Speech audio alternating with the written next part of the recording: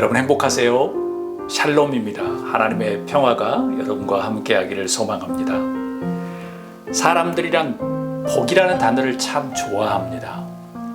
중국과 한국만 좋아하는 것이 아니라 서양에서도 참 좋아해요. blessing이라는 단어를 싫어하는 사람이 어디가 있을까요? 보통 물질의 복이 있다 할지라도 정신적인 복이 없으면 불행한 경우가 많습니다. 현실적으로 두 개의 복이 함께 존재하기라는 쉽지 않나 봅니다. 그럼 만약 물질적인 복을 넘어서 정신적 최고의 복이 있다면 무엇일까요? 여러 가지 있을 것입니다. 그렇지만 오늘 본문에 의하면 기쁨입니다. 특히 바울 사도는 빌립보서에서 기쁨, joy, rejoice라는 단어를 16번이나 사용합니다. 그래서 빌립보서를 기쁨의 서신이라고 부릅니다. 기쁨, rejoice라는 단어는 단순히 작은 기쁨이 아니라 액션이 아주 크게 기뻐하는 것을 의미합니다. 원어에서는 대단히 기뻐하는 것, to rejoice exceedingly 라는 의미예요. 아주 정말 대단히 기뻐하는 것을 의미합니다. 또한 인사할 때, 경례할 때, 만세, 행복하기리라고 하는 그런 뜻도 가지고 있습니다. 환영 및 축복의 인사로 사용되는 그런 단어입니다. 한마디로 바울이 사용한 그 기뻐하라라는 것은 작은 즐거운 기쁨이 아니라 아주 흠뻑, 아주 누릴 정도로 아주 큰 기쁨을 이야기하는 거예요. 그래서 기쁨의 동의어는 행복, 즐거움, 반가움, 승리, 생동감, 축하 등의 단어와 비슷한 의미를 가지고 있습니다. 내포하고 있죠. 현 시대를 대표하는 단어인 스트레스라는 용어와 정반대되는 개념입니다. 그런 의미에서 1950여 년 전에 거의 2000년 전에 기록된 말씀이지만 현 시대에도 아주 유용한 삶의 지혜와 어떤 신앙의 원리를 제공하는 능력 있는 말씀입니다. 우리 다 함께 4절 말씀을 한 목소리로 읽도록 하겠습니다. 주 안에서 항상 기뻐하라. 내가 다시 말하노니 기뻐하라. Rejoice in the Lord always. I will say it again. Rejoice. 바울 사도가 말하는 기쁨이란 무엇일까요? 왜 다시 말하면서까지 그렇게 강조할까요? 첫 번째 이것입니다. 기쁨은 훈련의 결과이다. 기쁨은 훈련의 결과이기 때문입니다. 바울 사도는 항상 기뻐하라고 말씀합니다. 우리가 살면서 항상이라는 표현은 참으로 쉽지 않습니다. 입에는 항상이라고 말하지만 솔직히 항상이라는 경우는 정말 불가능할 정도로 힘든 용어입니다. 세상이 그렇게 놓아두지를 않습니다. 편안하게 보일지라도 어디에선가 문제는 계속 나타나고 우리의 인생을 괴롭힙니다. 괴롭히면서 우리의 마음과 영혼이 기뻐하지 않도록 계속 우리를 방해하고 장애물을 만들죠. 그게 곧 인생입니다. 여러분, 기쁨은 다분히 훈련의 결과입니다. 아닌데요, 목사님, 그렇게 생각하실 수도 있습니다. 그렇지만 우리의 삶이 항상 기뻐할 수 있게끔 만들어 놓지 않는다는 것을 명심하셔야 돼요. 그래서 기뻐해야만 기뻐할 수 있다는 거예요. 마음속에서 문을 닫으면 제 아무리 재미있고 즐거운 일이 눈앞에 있어도 생겨도 기뻐할 수 없다는 거예요. 스트레스와 우울감, 공포와 장애에 시달리면 아무리 재밌는 TV를 하고 아무리 앞에 사람을 웃겨도 즐거워할 수 없다는 겁니다. 기뻐할 수 없다는 거예요. 또한 기쁨은 다른 사람들에 의해서 주어지기도 하지만 아주 제한적이고요. 곧 사라집니다. 따라서 기쁨은 자신이 직접 경험해야 합니다. 조금 더 느끼고 간직하고자 한다면 본인이 경험해야 오랫동안 지속되는 그런 기쁨을 누릴 수 있습니다. 문제는 기뻐해볼라 치면 세상의 어둠의 세력, 때로는 직장에서 정치가, 가정이나 아니면 친구들 간에 간혹 여러분의 과거와 상처가 여러분을 기뻐하지 못하도록 방해를 합니다. 세상에 일어난 일들은 모두 원인이 있지요. 사람들이 기뻐할 수 없는 이유를 대라고 하면 나를 세도 모자랄 정도로 셀 수가 없습니다. 그럼에도 불구하고 어떤 사람은 매번 기뻐하고 어떤 사람은 즐거운 일이 있어도 매번 불행하다고 생각합니다. 그래서 여러분, 기뻐하기 위해서 기뻐해야 하고 기뻐하는 훈련을 해야 합니다. 여러분, 기쁨은 훈련의 결과입니다. 기쁨은 우리 인생에서 선택이 아니라 필수적인 요건입니다. 그런데 필수로 선택해야 하는 것도 여러분과 저의 선택에 달려 있습니다. 그게 필수라고 생각하도록 마음에 열고 그것을 직면하고 훈련하면 가능한데, 그냥 옵션처럼 여기기 시작하면 우리는 계속 기쁨이 아니라 다른 불행이와 좌절과 어두움에 계속 묻혀 살 수밖에 없습니다. 어떠한 상황에서도 항상 기쁨을 선택하는 여러분과 제가 되었으면 좋겠습니다. 그래서 훈련의 결과입니다. 바울처럼 말이죠. 바울은 주 안에서 기뻐하라, 내가 다시 말하노니 기뻐하라라고 강조합니다. 그만큼 기뻐할 일이 많이 있기가 쉽지 않다는 거예요. 그만큼 기뻐하는 것이 아니라 울 수 있고 힘들 수 있고 어떤 한숨 나오고 괴로워하고 정말 좌절할 만한 일들이 너무나도 많다는 거예요. 바울 시대는 오죽했겠습니까? 계급 사회였고 로마의 식민지였고 차별과 모든 것들이 너무나도 치안도 약속이 되어 있지 않는 그런 시대에 살고 있었던 것인데, 바울 사도는 그렇게 도전해요. 주 안에서 기뻐하라, 내가 다시 말하노니 기뻐하라고 이야기합니다. 기쁨은 훈련의 결과입니다. 그렇게 말하고 있지만 늙은 바울 사도의 상황은 그리 좋아 보이지 않았습니다. 왜냐하면 바울은 지금 빌립보서를 기록한 당시에 옥중에 있었습니다. 비록 바울은 감옥에 갇혀 있었지만 영혼은 자유하며 기쁨이 넘쳤기 때문에 그렇게 이야기합니다. 항상 기뻐하라. 여러분, 이렇게 다짐하면 어떨까요? 나는 어떠한 상황에서도 항상 기쁨을 선택하겠다. 이상훈 목사, 너는 어떠한 상황에서도 기쁨을 선택할 수 있어야 한다. 라는 게 하나님께 주신 저에게 메시지입니다. 여러분, 우리 다 함께 어떠한 상황에서도 기쁨을 선택하는 그런 훈련을 하는 여러분과 제가 되기를 주의 이름으로 축복합니다. 한 사람이 회사의 이사회에 참석했습니다. 모인 여러 사람들의 이야기를 듣고 있으니 하나님께서 이 사업체를 떠나셨구나라는 생각이 들었다고 합니다. 모인 사람들의 한 대화가 모두 다 어두운 미래에 대한 것이었습니다. 그 사람은 이렇게 물었습니다. 여러분, 최근에 여러분들이 읽은 책이 무엇입니까? 참석한 사람들이 대답하기를 무슨 잡지, 무슨 신문, 소설 등이라고 이야기했습니다. 그때 그 사람이 말하기를 여러분은 잘못된 책들만 읽었군요. 우리 마음속에 환경에 구애됨이 없이 항상 기쁨을 불어넣어 주시는 책은 오직 하나님의 말씀입니다 라고 이야기했다고 합니다. 기쁨은 하루하루 훈련의 결과입니다. 다름 아닌 선택이라는 훈련입니다.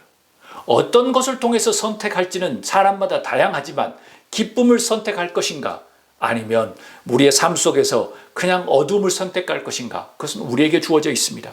하루하루의 훈련의 결과입니다.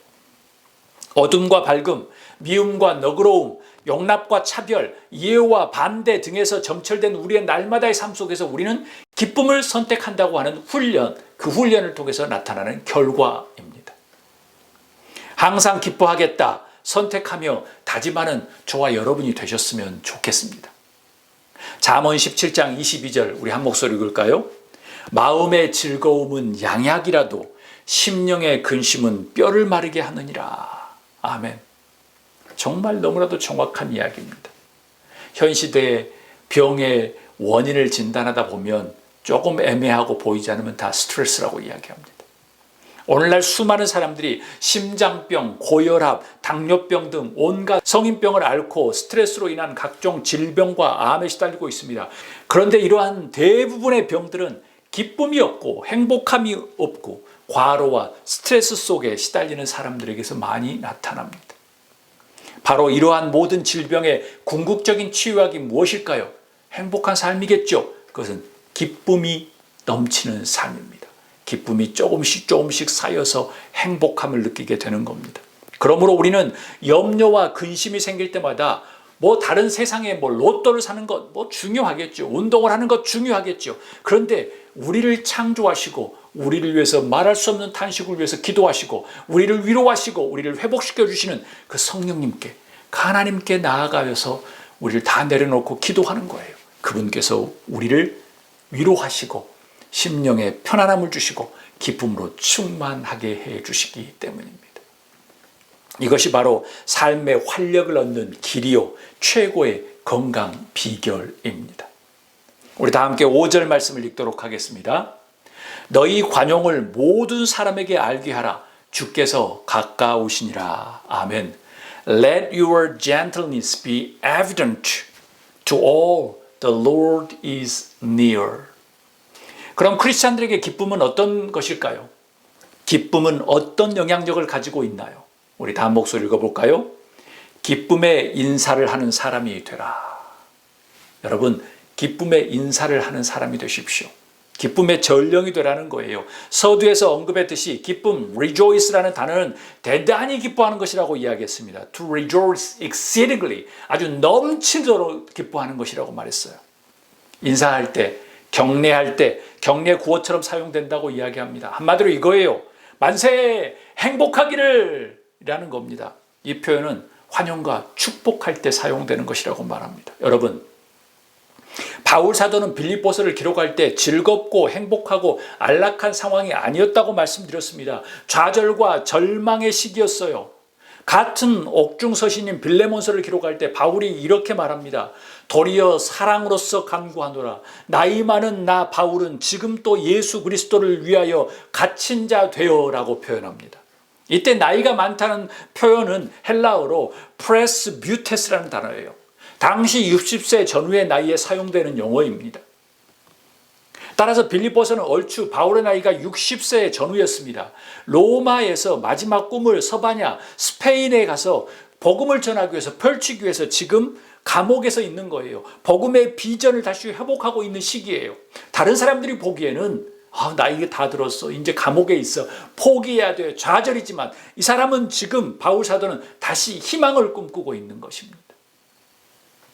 이런 상황에 바울이 빌립보 교회에게 말합니다. 항상 기뻐하라. 다시 한번 강조하는데 기뻐하라. 세상적인 시각으로 보면 바울은 지금 은퇴해야 되고 쉬어야 합니다. 감옥에 갇혀 있습니다. 그런데 5절에 따르면 그는 이렇게 이야기합니다. 너희 관용을 모든 사람들에게 알게 하라. 주께서 가까우시느니라. 우리는 주목해야 합니다. 왜 바울 사도가 너희의 관용, your gentleness를 모든 사람에게 보이라고 했을까요? 도대체 관용, gentleness는 어떤 의미일까요? 사정적인 의미에서 gentleness는 상냥함, 점잖함, 정다움, 온화함, 순함, 조용함, 조심스러움을 뜻합니다. 너희의 관용을 모든 사람에게 알게 하라는 그 의미는 곧 너희의 gentleness, 우리의 gentleness를 다른 사람에게 보여주어라 라는 것을 말합니다. 솔직히 정답은 바울 사도가 이미 4절에 이야기했습니다. 4절에 뭐라고 이야기했죠? 항상 기뻐하라. 다시 강조하는데 기뻐하라라는 것에 나타납니다. 사랑하는 여러분, 모든 사람들에게 기쁨의 인사를 하는 여러분이 되셨으면 좋겠습니다. 모든 사람에게 기쁨의 전령이 되셨으면 좋겠어요. 젠틀리스를 다른 사람에게 보여주셨으면 좋겠습니다. 한번 웃어보세요. 한번 웃어보세요. 여러분의 영혼에게 기뻐하라고 한번 용기를 주세요. 상훈아, 기뻐해봐. 기뻐해봐. 기뻐할 여유조차 없는 현실에서 예수님으로 인하여 기쁨이 넘치기를 주의 이름으로 소망합니다. 예수님이 살아계신 당시에도 기쁨이 없었던 시절이었습니다. 오직 했으면 예수님을 따르는 수많은 사람들이 먹을 것도 없고 대단한 것도 얻을 것도 아닌데 예수님을 따라다녔겠습니까? 그만큼 절망적인 현실이었습니다. 여러분의 영혼과 몸이 자연스럽고 온화한 기쁨을 모든 사람들에게 알리는, 전할 수 있는, 보여줄 수 있는 여러분이 되기를 주의 이름으로 축복합니다. 아멘. 그럼에도 현실은 현실입니다. 그리 녹록하지 않는 것이 사실입니다. 그래서 바울 사도가 어떻게 하면 기쁨의 인사를 항상 나눌 수 있는지 6절, 7절에 이야기합니다. 우리 다 한 목소리로 6절, 7절 읽도록 하겠습니다. 아무것도 염려하지 말고 다만 모든 일에 기도와 간구로 너희 구할 것을 감사함으로 하나님께 아뢰라. 그리하면 모든 지각에 뛰어난 하나님의 평강이 그리스도 예수 안에서 너희의 마음과 생각을 지키시리라. 아멘. 무엇이라고 이야기합니까? 우리 다음 목소리 읽을까요? 염려 대신에 기도하는 훈련을 하자입니다. 염려하는 대신에 기도하는 훈련을 하자는 거예요. 바울 사도는 믿음의 사람이 염려를 초월할 것이라고 말하지 않습니다. 당연히 예수님도 수고하고 무거운 짐 진 자로 다 내게로 오라, 내게로 오라, 내가 쉬게 하겠다고 말씀하세요. 즉 현실의 고통과 염려가 있다는 것을 전제로 하는 겁니다. 그렇지만 신앙의 힘은 염려가 자신을 점령하는 순간 그 점령하는 대로 빠져서 좌절하는 것이 아니라 점령하는 순간 기도의 모드로 바꾸는 겁니다. 영적 기쁨을 위해서 훈련이 필요하지만 때론 낙심하고 염려가 몰려올 때가 있습니다. 염려가 염습할 때 바로 기도할 때라고 하셨으면 좋겠어요. 왜입니까? 하나님께서 당신의 평강으로 여러분의 마음과 생각을 지키신다고 약속하셨기 때문이에요. 여러분, 항상 기뻐하는 것은 쉽지가 않습니다. 저도 동일합니다. 저도 매일매일 힘든 삶을 살아갑니다.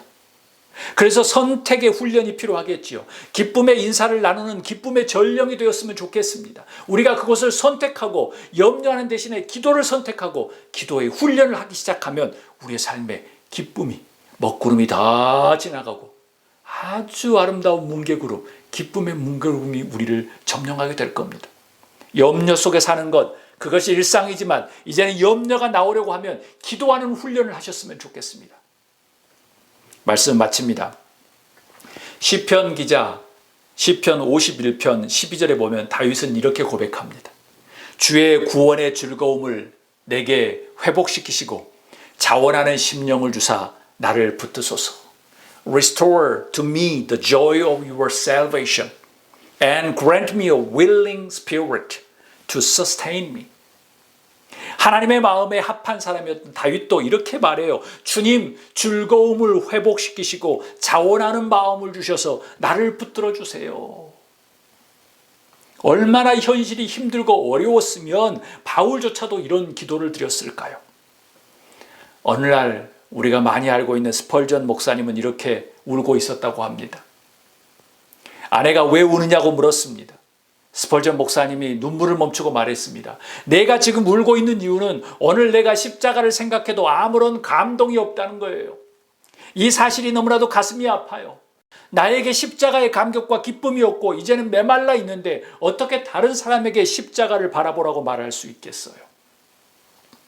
오죽했으면 스펄전 목사님도 그렇겠습니까? 이게 현실입니다.